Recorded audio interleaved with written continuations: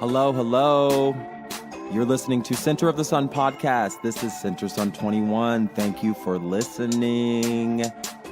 Do you fear death? I was just making my cup of coffee. It's the morning time. I'm not going to put which day because I don't know when y'all listening to this, but it's the morning time. I was making my coffee and I'm using Great Value hazelnut powdered creamer. I specifically got that creamer because number one, I am literally addicted to hazelnut. Excuse me, I'm literally addicted to hazelnut creamer. In addition,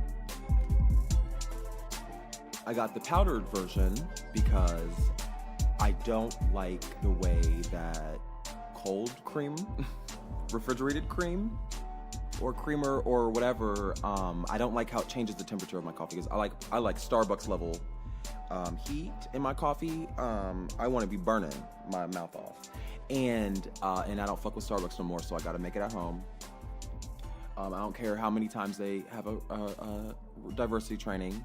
Clearly, diversity training is the problem. But anyway, hazelnut creamer, powdered, from with the Great Value brand on it, which is quintessential Walmart brand. Okay, it struck me when I was pouring this cup of coffee because let me take another sip. It struck me because I actually don't go to Walmart very often. I have something that I use so often right there on the counter with Walmart's label on it. Kind of prompted a few thoughts because number one, I don't fuck with Starbucks, and I definitely don't fuck with Walmart. So I thought. And there are other brands that I don't fuck with because of their inability to empathize with just like normal ass people or like the people that work for them. Even you don't empathize with the customer, empathize with the people that actually keep your shit going every day. And I feel like Walmart has failed multiple times, and I think actually not failed, like intentionally not done things because they're evil. But I found myself at Walmart because Kroger here in the Midwest, the grocery store chain in the Midwest, the smaller one, but it's still pretty good. Actually, I'd prefer, if I were to eat their food, I would prefer Kroger because it just you can tell your stomach feels different when you eat certain foods. But anyway, Kroger just had a series of recalls for their romaine lettuce. So when I go to the store, I literally get the same fucking thing because I'm kind of picky when it comes to ingredients and preservatives and additives. Like, I want to minimize that kind of stuff because I feel like there's an information gap between people of color, specifically black people, specifically black men, even more specific, black men who have sex with other men, even more specific than that, black gay men do not have the tools or the information to, and I think this is also intentional, to make decisions about their health without the input of other corporations, government bodies, institutions. We should be able to take charge of our own health and agree or disagree to be a part of whatever system is created. But for some reason, we are being forced to eat and drink and live in very concentrated and pre-planned places. So when I heard about this series of recalls that came down from Kroger, I was like, okay, that's fine, because that's what happens, you know. I would rather them tell us that something's wrong than me find out and then die. So I really appreciated it, but it started off with organic beef. And I was at work, and I work in a clinic, so there's a TV there on at all times with the news on. I get to control the TV, so I only play Gayle King, CBS in the morning, and I saw a recall, and then once it switches off from Gayle King, it switches to local news. So local news turned on at whatever time it was, and I just happened to walk by the TV, and they were showing this exact meat and brand that I buy from Kroger that was recalled because of inexplicable blue pieces of plastic. And I tell you, one of the things that I learned from my previous boyfriend, and I learned a lot of things that I will give him credit for, but I can't fuck with him no more because he's fucking rude. But he always told me you can afford good food. When I was growing up, we always ate at Aldi, we always ate at Walmart, we always ate fast food, we always did all these we always cut corners. I was eating hot dogs and ramen noodles and Hardee's Monster Burgers and Ryan's Buffet, and I ate a lot of junk food. And even to this day, I even joke around, but I literally, excuse me, the coffee. I literally am a junk food junkie. So as I approach 30 and I'm trying to get my life together and trying to not have heart disease by 35 or 40, I took heed to his suggestion. Actually, if I really look at my budget and because I have a full-time job, so I can afford, if I wanted to, I can plan and afford things with careful planning. Smoking cigarettes, drinking beers, doing extracurricular activities. I can decrease bad things and increase good things. So I took heed. Ever since then, I've been really trying to eat organic, eat more fiber, eat more this, be more intentional about my diet, be more intentional about the source of my food, be more intentional about how they treated the animals prior to even giving them to me to eat. There are all these considerations that I have to make now, which actually have been very good, and I have seen an improvement in not only my body weight, because it doesn't fluctuate as much, and it's not even that big of a deal, but I would move from a 36 pant, a wide 36 pant, to a 32, a skinny 32, which didn't make no sense. So I have a range of jeans. Including fat jeans. Well, what I consider fat jeans, because 38 is still not fat. I thought I looked pretty good, but that was the height of when I got cheated on. So I'm like, well, damn, I liked ass and titties, honestly, but because it made me feel, I don't know, more substantial as a person. I don't know. I couldn't tell you. I'm already 6'2", so carrying 220 pounds on my body doesn't feel like much, as opposed to other shorter people. But anyway, that's one of the things that I became most interested in the last 5 years, was just diet. And I almost said exercise, I exercise. But that's always been in the back of my mind, was to, if I can control anything, I can at least control what I pick up at Kroger and put in the cart. So when I walked past that TV and saw that Kroger beef recall, I was pissed, because I just spent $30 just on a few pounds of beef just to put in the freezer. Organic beef, no additives, no preservatives. I want the best of the best if my budget allows. So it was on sale that particular day, so I picked up whatever I picked up. I think it was $6 a pound, because it was on sale that day. So I was like, bet, I'm getting a few of these and da-da-da. Took that stuff home, put it in the freezer, forgot about it. I kid you not. I walked past the TV, I'm like, wait, all the organic beef got plastic in it? What?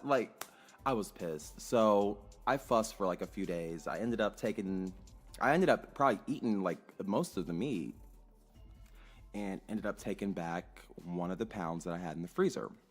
And then, so I was cool with that, because I was gonna, when I took the meat to I was planning to get spicy, because I took it at 7 or 8 when I know that there wasn't a line at customer service. I put it in a bag. I waited till the man was alone so I could ask for a manager and not make a scene, because I was pissed. How are you going to charge me premium price for organic when you don't even control for blue particulates in the factory? What? I'm so confused.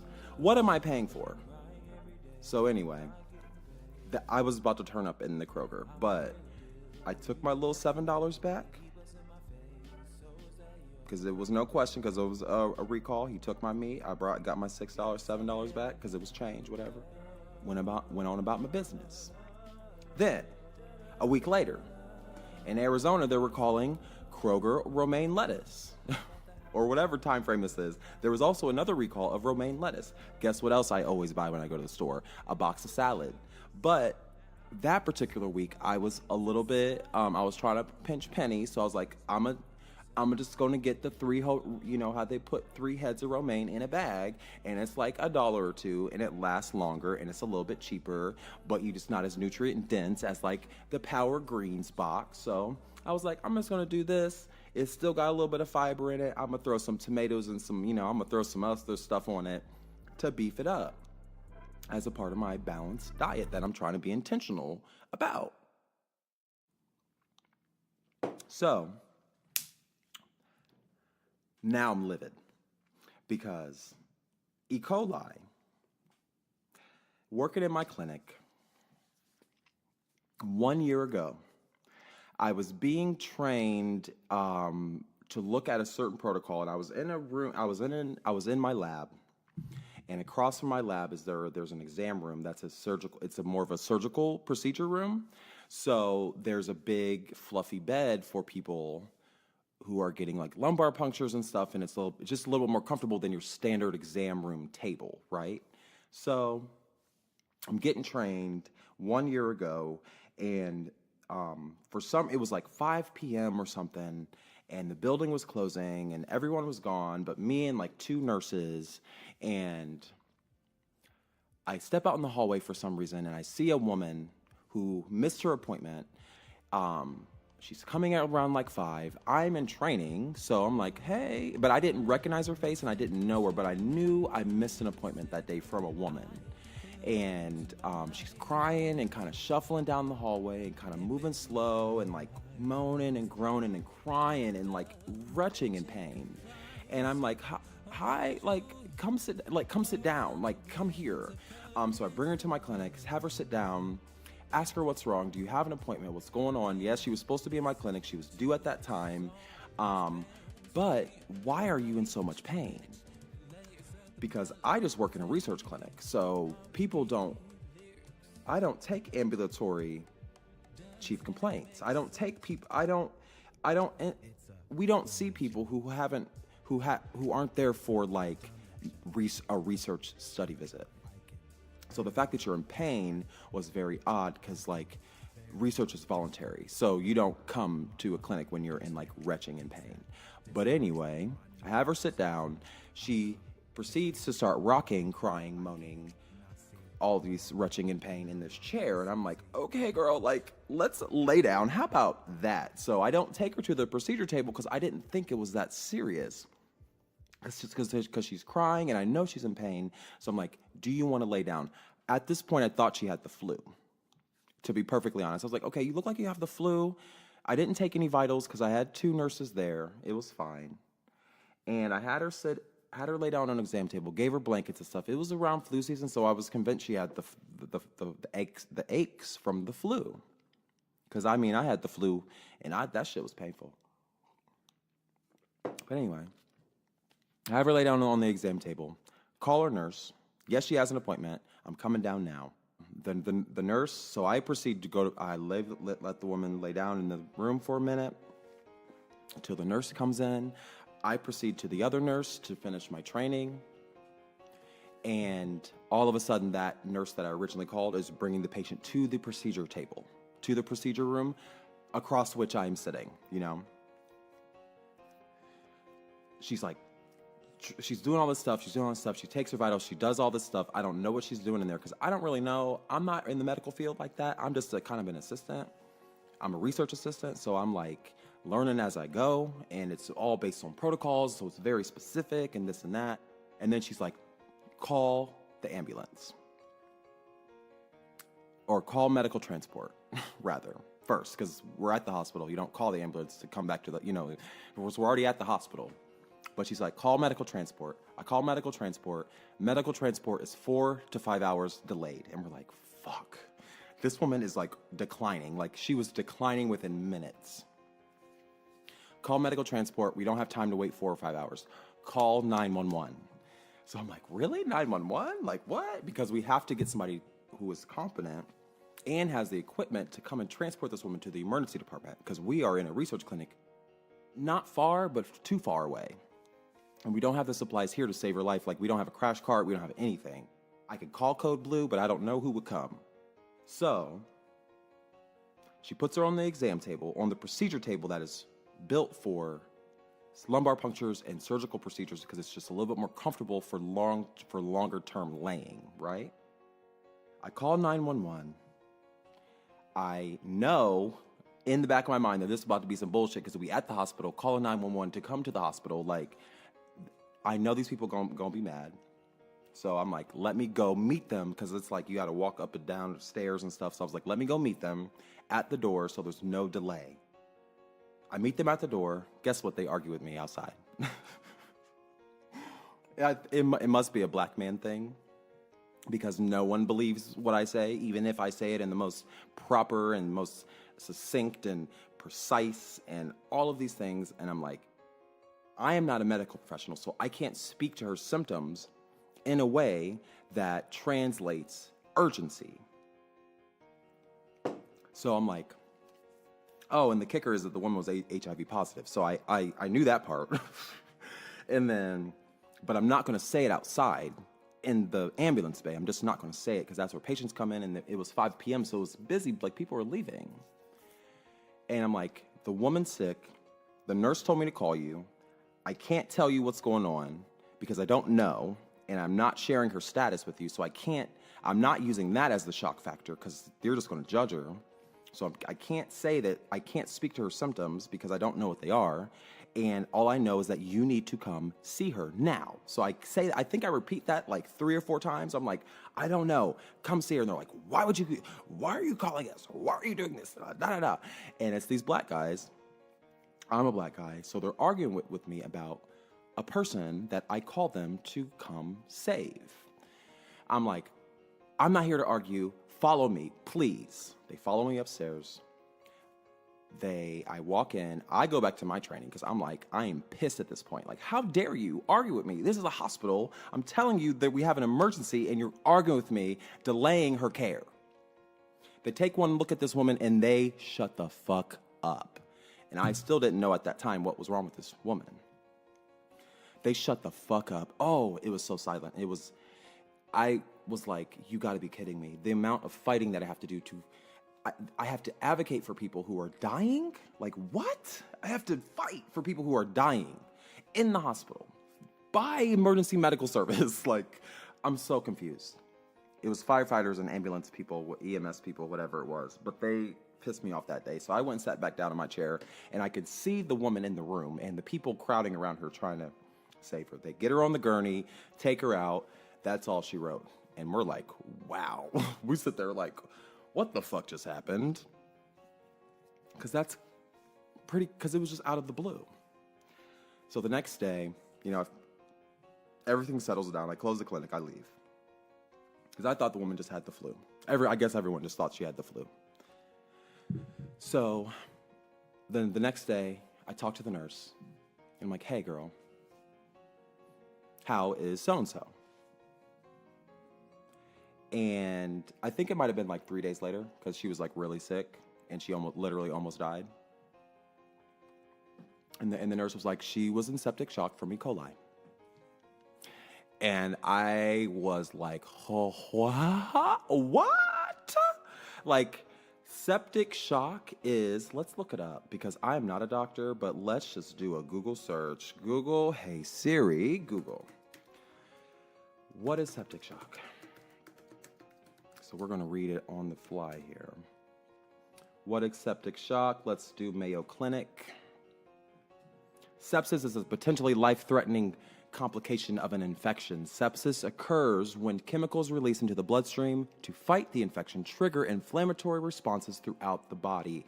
This inflammation trigger can this inflammation can trigger a cascade of changes that damage multiple organ systems, causing them to fail.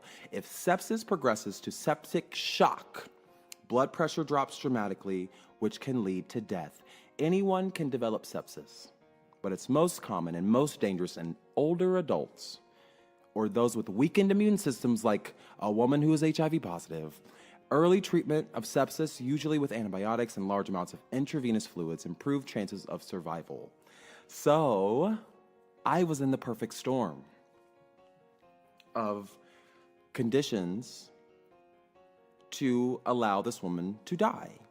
And had I, had this delayed 4 or 5 hours, she wouldn't have survived it. I can honestly say that. And when the nurse told me that she was in septic shock by the time she got to the emergency department, and it was due to E. coli, I didn't understand where you got E. coli.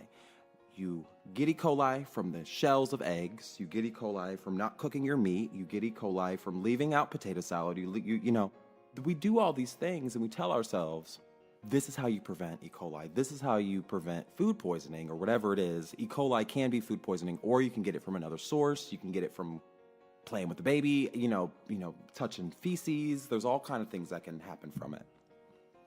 So fast forward. So she ended up being fine. She's fine, whatever, because we caught it in time. Thank God. Like, what? Like, you gonna argue with me? Like, are you fucking serious? Anyway, a year, like 2 weeks ago, a year, Kroger, the same grocery store chain that recalled the beef for blue bits of plastic in their beef, have now recalled all romaine because of E. coli poisoning, the risk of E. coli poisoning. And then I'm like, oh my God, that's how the woman got E. coli. It's probably from eating a fucking salad. A salad. For real, people, a salad can kill you. Never eat a salad in a restaurant, please, because you don't know if it was washed. You have to wash all of your vegetables, even if it looks clean and pretty, because pathogens can adhere to any surface pretty much. You just want to take the extra step. And I've seen it with my own eyes where septic shock is the result of not washing, or could be the result of not washing vegetables. So I'm like, it's a very easy and quick thing to do to prevent something like dying in my presence, because I don't know what to do. I'm just sitting there. I'm just the messenger. So I'm pissed. And then I think I finished the bag of salad that I had, because I was like, well, fuck, if I have E. coli, I'm going to have it, but I'm not going to throw perfectly good food away. So I actually stopped buying romaine from Kroger. I started going to Walmart to get my groceries, because I'm just like, Kroger, you killing me with the recalls here. You're killing me with the price. You're killing me with the recalls. Like, what am I paying for? I don't understand. What am I paying for? I don't know, because I have to do so much back work, and I have to keep up with the news so much just to see if y'all trying to kill my ass. So I took my ass right up the street to Walmart instead, just to see what they had. And to my surprise, I was very surprised at how well they are trying to keep up with the current trend of organic and stuff, because that's why I couldn't go to Walmart initially, because I was like, well, you don't have organic. You don't have, you don't try to minimize additives in your food. You don't try to minimize preservatives in your food. I can't go there. Especially, I'm not going to stop eating meat.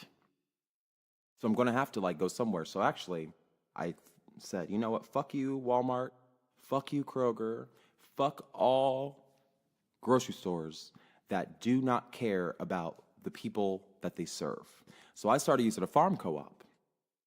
And it's been amazing. But I had to stop doing that because I worked too much. I couldn't go get my food. And I was at risk of wasting money. And I'm like, what I don't do is waste money.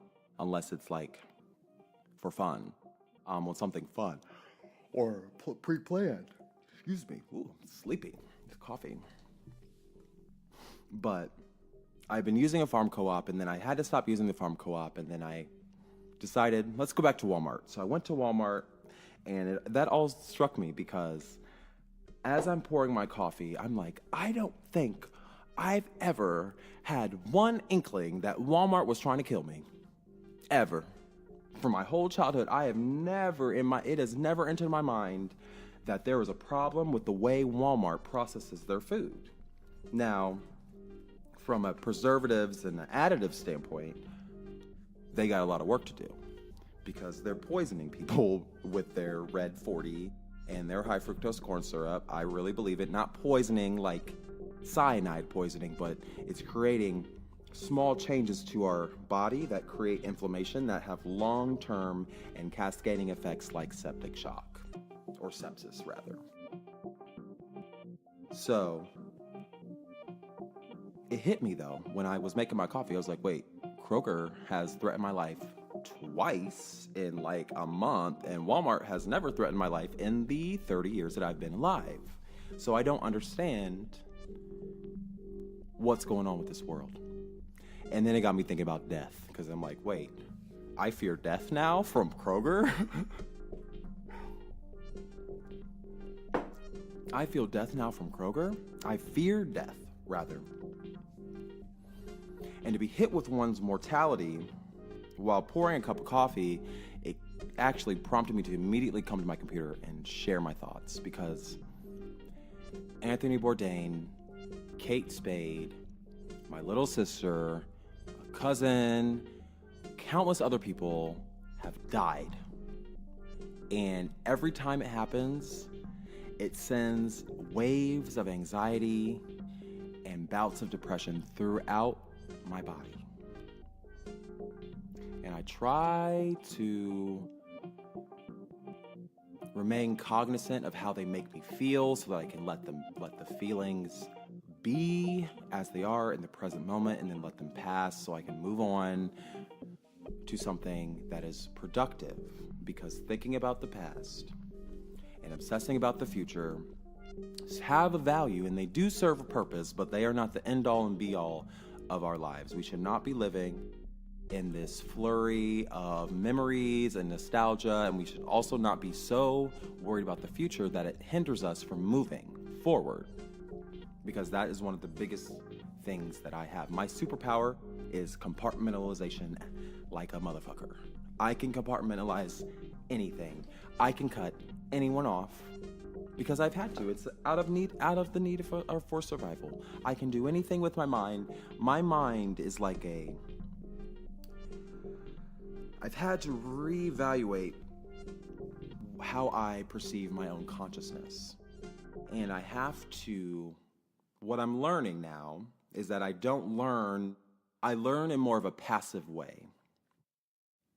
And it's a hybrid, because it's like I have to inundate myself with information, but I don't necessarily have to be paying attention to it.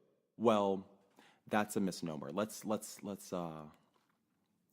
describe it in another way. So, what does that suggest? Like hypnotism, you know, how you could be hypnotized. So you aren't conscious, but your subconscious is, and it's, what is it? What am I trying to say? It's responding to commands from somebody, even though they've put you to sleep or whatever it is. I've never been hypnotized. Personally, I don't want to be, unless it's clinically necessary for mental health or something. But I've realized the power of suggestion and the power of words on the human body, and not even from a spiritual or metaphysical standpoint. Like literally, our bodies, the tissues in our bodies respond to certain energies that are sent through radio waves, through the air, or wherever, however it goes. I don't really understand physics to that degree, but I understand there's an effect, and there's mass, and there's a weight to it, which interacts with the energy and the mass and the weight of the receiving end of whatever information or data that's being processed. And I say data because it probably does have a reductive format in which it's like a 1 or a 0, or like if you break it all the way down to the string, to the vibration, to the vibrational string of an energy particle, there probably is some sort of binary or code or something going on.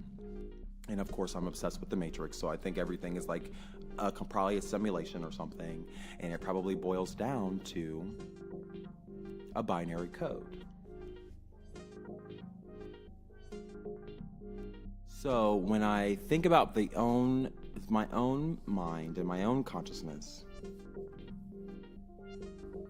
I've been able to unlearn old ways of thinking and relearn new ways of teaching myself how to think and how to learn in a way that it is permanent, because the discrete steps that they teach us in school and the methods of engaging with information and stuff didn't really, I mean, I could do it fine, like I could write a paper fine, I can take a test fine, but I don't enjoy it, and I don't really retain the information in the long term. So as I become more of a citizen scientist and I'm just curious about my own body and how much we've been misled, not to burst anyone's bubble, but we've been misled.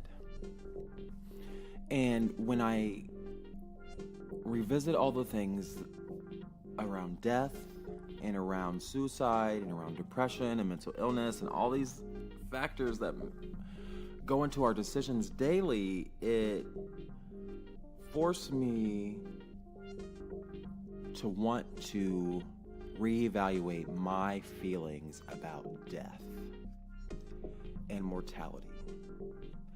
And one of the arguments that I hear in support of death and support of not grieving death is that energy cannot be transmuted or destroyed or transferred or whatever it is. But I'm like, do y'all know that like fire is a transfer of energy, like from solid to ash is a transfer of energy? And like we can, energy technically cannot be transmuted or destroyed. It can't be transferred to another body. It is what it is, but it also can be broken up into infinite pieces too.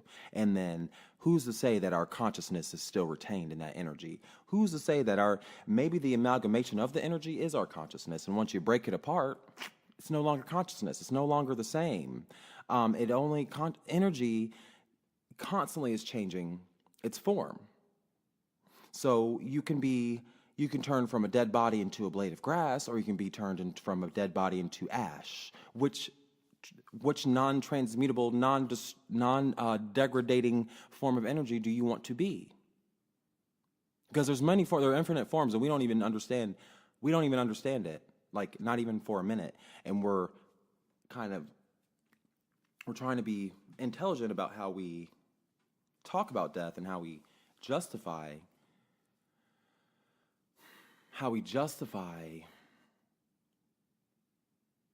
it's hard to explain, because there are many other factors too that go into it in terms of religion and just pure science.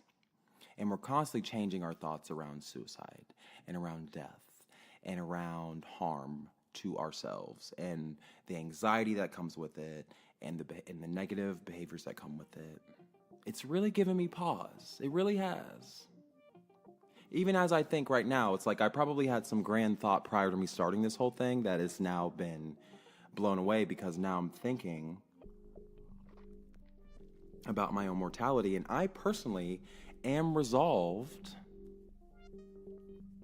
in death. I don't fear death like I used to. In my early 20s, I probably feared death the most. Right now, I fear death because I'm turning 30, and I'm like, fuck, here we go. This is my youth. My pretty youth is now diminishing, but luckily black men age well, so that's on my side. But I have to be more conscious and more cognizant about how I approach the notion of death. And it all stemmed from me pouring my coffee this morning, and it got me thinking. It's like a rabbit hole of thinking where you're like, well, is suicide that bad? Well, where do we get ideas of suicide from, and why are they so taboo, and why do we say that people go to hell when they commit suicide when we know that suicide is like the most unbearable pain that anyone can feel? Or the compulsion to self-harm is opposite of our human directive.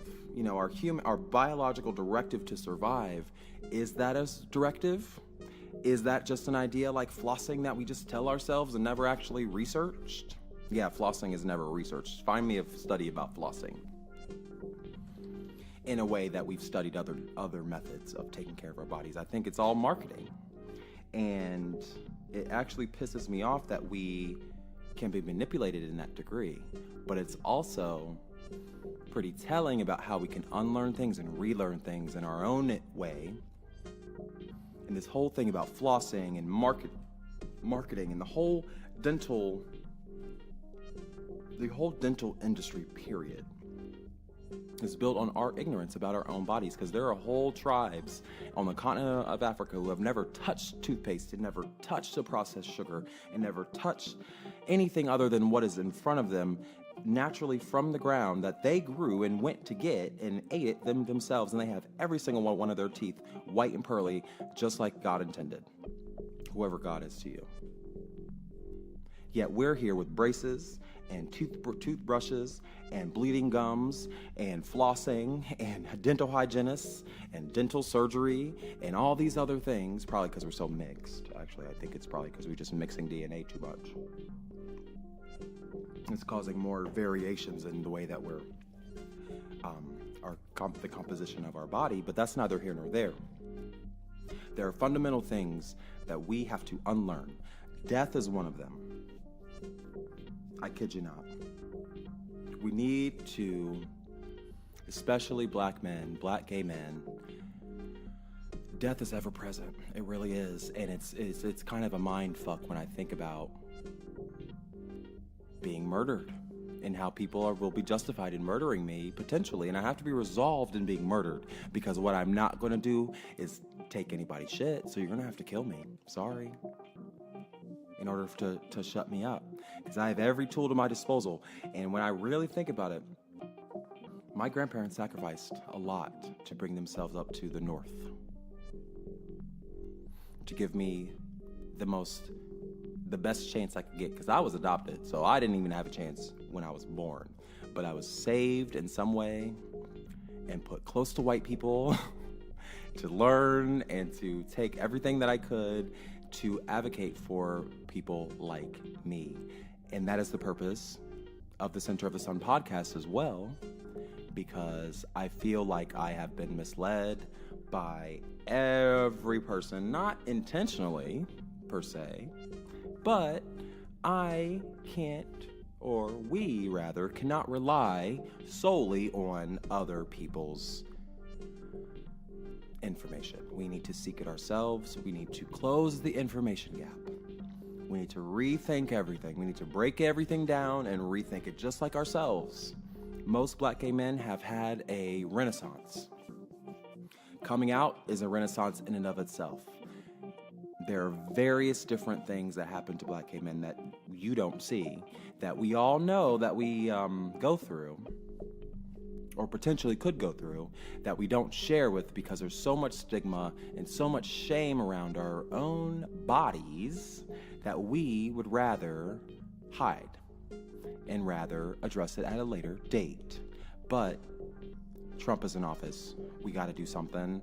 We have to support ourselves, because no one's going to support us, and all they want to do is kill us, believe it or not, or create the conditions for us to kill ourselves.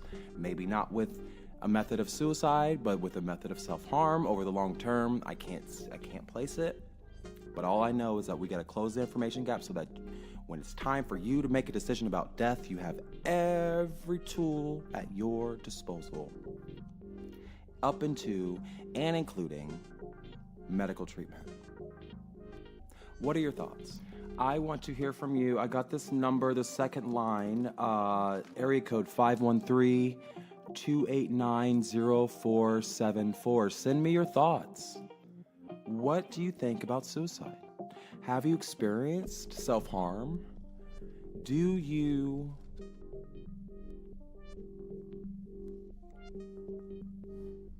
want to die? Am I allowed to ask that? Because I don't think enough people allow themselves to think that. If you want to die, why do you want to die? Is it justified? What is going on? Because toxic positivity, telling you not to feel it, I'm not the same as anyone else. Toxic positivity, we're all just alike. Everything will be all right. The world is one. Jesus is the savior. Like, Gee, oh my God. No. No, no, no. Everything in my body says otherwise. Everything in the world contradicts positivity and perpetuity. Now, what I do advocate for is authenticity and perpetuity, and making sure that we are emotionally intelligent, because a range of emotions is healthy. So I've learned as I approach 30. Being happy all the time, not healthy. Being sad all the time, not healthy. Moving from one pole to the other pole, not healthy. You need balance. We need to strive for balance. And by rethinking how I learn and rethinking how I think and rethinking the notions that have been instilled inside of me by my family and my friends and my peers and my boss and this and that, and no longer relying solely on the information provided by others, I feel like we can start making steps. We can start making steps to becoming whole. And that's why we rely on sex and smoking and drinking, because those things make us feel whole. And if you only care about those things, you're still a whole ass person. Don't let nobody tell you otherwise. I was just on Twitter the other day unfollowing everybody because I'm like, who hurt y'all? Who told you that you were not a whole person because of whatever reason? You are a human, you have blood, you have guts, you have a brain, you have a heart. Use them. You are whole. You are inherently a whole person. To suggest otherwise is evil. To suggest otherwise is evil. Sorry, I just slurred that word a little bit ago. So moving along, I want to revisit the neuroscientist that I've been talking about over the last few weeks. His name is David Eagleman. I want to revisit his article in the New Yorker from 2011 titled The Possibillion. And I did finish the article again because it's so long. I'm like, damn, New Yorker, like, what kind of motherfucking book did you write? But it was so interesting to hear his journey through just learning about the brain and his excitement. And they were talking about how he was so committed to his science that he literally had like a bag of potatoes under his desk that he would just microwave and eat. Like, that was all he did. He didn't move. Like, that's not healthy. Balance, balance, balance. But in the pursuit of science, sometimes you got to do what you got to do. And sometimes it's so good that you can't stop and you don't want to take a break in between what you're doing. But so that's what motivated me to keep reading, because I'm like, wow, he's committed and he's smart and he's probably nice too in his own way. So I'm going to pull out some notes because it took me a while to get through the article. And I wrote notes because Eagleman asserts in his article in the New Yorker titled The Possibillion that time and memory are so intertwined, it's hard to discern between them. And I just want to read that again. Time and memory are so intertwined, it's hard to discern between them. Personally, I have the tendency to overthink by making connections with past memories, ideas, while I'm actively listening to somebody. And I think that everyone does this. And he was talking about time as being a sense. Sight, touch, smell, all those senses. And then and we already know that the 5-6 senses are not just the 5-6 senses. There's all kinds of things. There's proximity and, our brains, it's crazy. It's literally crazy. But we just focus on our sense of time. Because what he asserts in his article is that not only do we have to break down everything we thought about in neuroscience, we have to break down everything we think we knew about ourselves and how we even process memories and how those memories inform our future decisions. And he was saying, instead of using the term prediction, where you can you use current information or you use current information to predict the future, you use past information to... I'm not even going to try to explain it because I don't understand it. But anyway, the main point is that, so if you think of it in terms of like someone who's schizophrenic, this was the best explanation that I could glean from the article, is that if you think of someone who's schizophrenic, so instead of thinking at, because like traditionally I always thought schizophrenia was like external or like an internal thing, just a kind of like an added thing, like cancer, you know, cancer is nothing but just a accelerated growth of mutated and unhealthy cells, and then it creates a mass and and they can break off and go across your body, and then it just like permeates your whole body, and then you die. Schizophrenia, if you think about it in the same way, traditionally we thought that there's this cascade of mental things happening and it's just uncontrollable, and all you can do is take this medicine. But what Eagleman asserts in his article is that schizophrenia may be just a disconnect between time being the present time and memories being what someone has experienced in the past. And just if you think about it for a moment, imagine your current conscious thoughts not being able to confirm or deny the presence of memories as true or as you have experienced them, or it jumbles them up in such a way that it doesn't even sound like your own voice. So imagine if schizophrenia is just you fighting yourself in your head from two different time points. Because if I'm here in the present and I'm looking back, what if the memory feels like the present? And the present feels like the past. Like my mind is blown, because he was actually able to prove this through observing the ebb and flow of data being transferred between the atoms of calcium. And not only have we been able to find mechanisms of data transfer through these atoms in the brain, we can find it throughout our whole body's processes. And so, coming from this article, one of the things that I loved about his ideas is that this idea that we know nothing. Even the smartest person on earth knows nothing. And that our skepticism is our strength, is what makes us human. Our skepticism of cosmic certainties is our strength. You feel cosmic things happening. I know you feel it in your chest, because I feel it.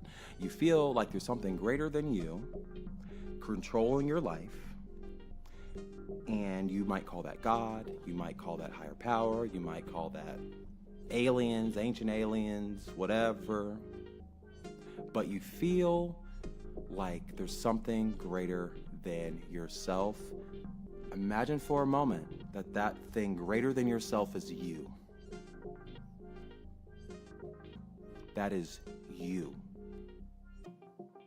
And it's probably levels of consciousness that exist inside of our own bodies. And our energy, the way our energy is set up, the way our bodies are composed, probably protect us from being scared. So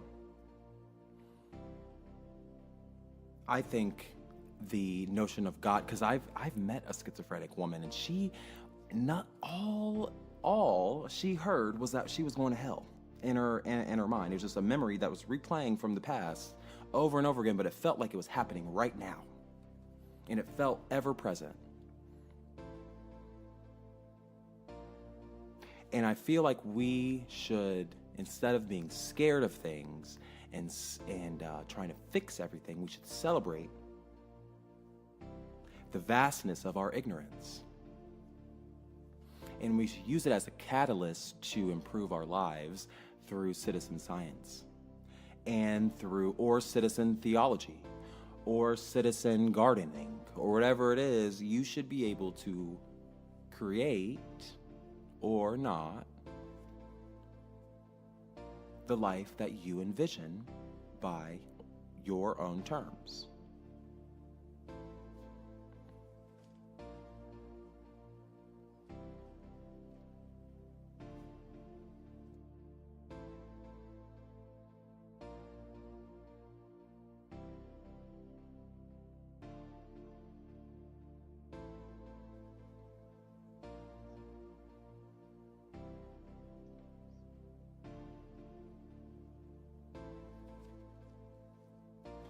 So another thing that I got from this article, and kind of moving kind of backwards in the article, because I turned the page of my notes and I really found something that stuck out to me, was that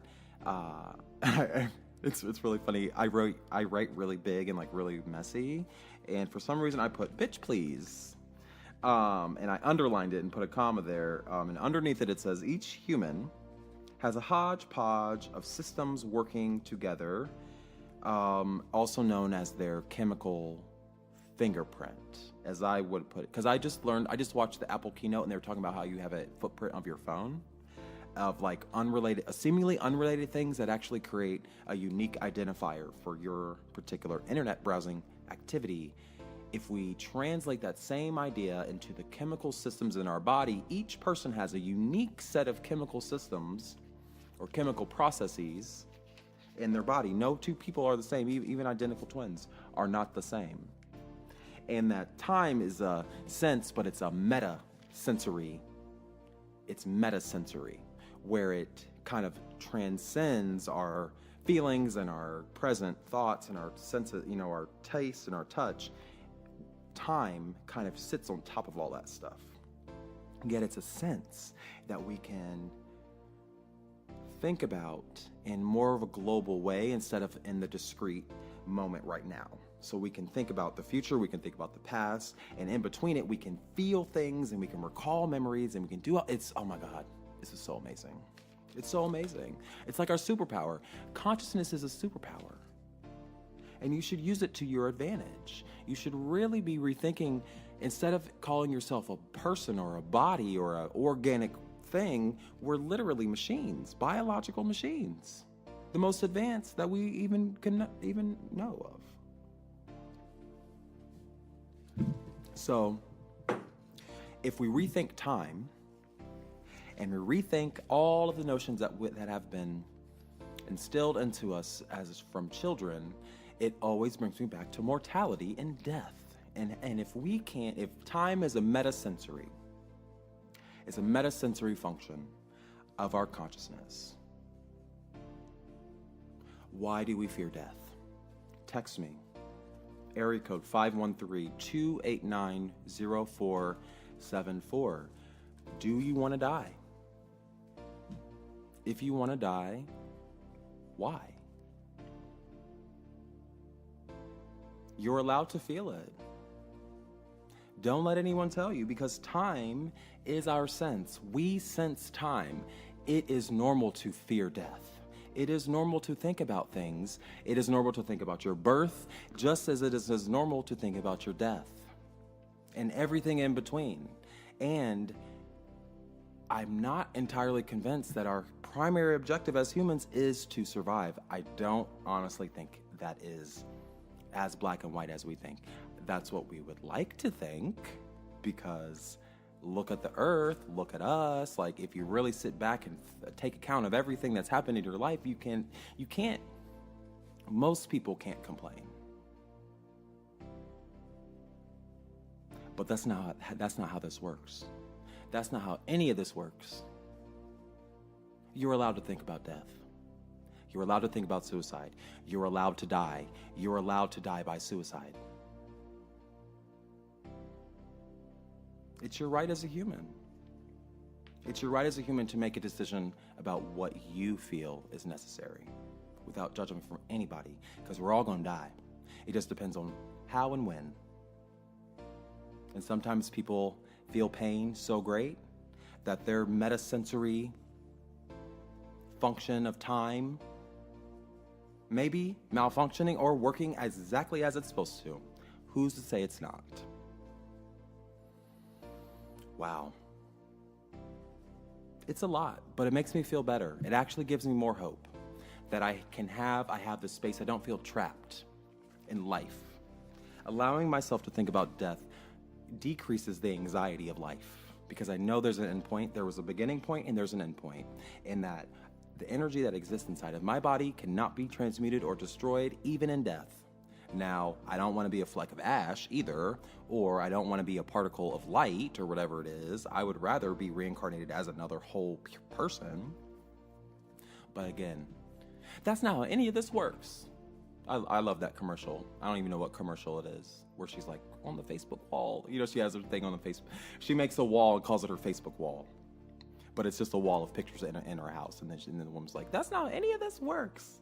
And I say that all the time now. It's the funniest commercial. But that's how it just proves the point that we can, people suggest things to us and they stick. They do. That's how we survive. That's our survival mechanism. That's how we're taught. But we have the ability to transcend all of that too. Don't forget. You are the center of the sun. Follow me on Twitter, because I just seem to be arguing with people on Twitter all the time, so I need more people that agree with me. Please. CenterSun21 on Twitter, CenterSun21.com, area code 513-289-0474. That is a text. BlackBerry, you can text to, or you can call it, but I'm not going to pick up unless you leave me a voicemail. Or, well, I don't even think the voicemail's set up. I don't know how to use a BlackBerry or Android, but I got one because I wanted a secure place off the internet that wasn't, that can't be hacked by Russians.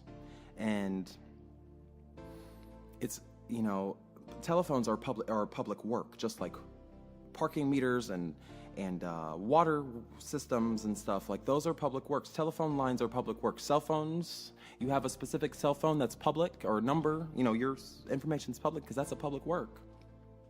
If your name can go in a phone book, or you can choose to put your name in a phone book or take it out, it's a public work. So I wanted to create a second line just for y'all.